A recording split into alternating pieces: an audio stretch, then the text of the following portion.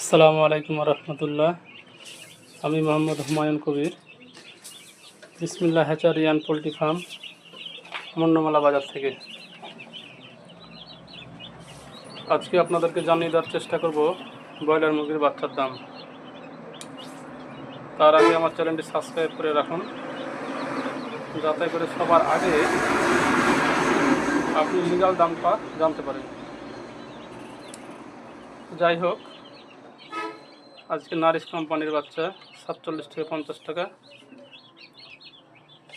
Nahar company 47 থেকে 50 টাকা, প্রভিটা 48 থেকে 50 টাকা, কাজী 48 থেকে 50 টাকা, আমান 47 থেকে 49 টাকা, প্যারাগন 47 থেকে 49 টাকা, আরএমআর 48 থেকে 50 টাকা, বি প্লাস 42 থেকে 45 টাকা, বি 40 থেকে 42 টাকা,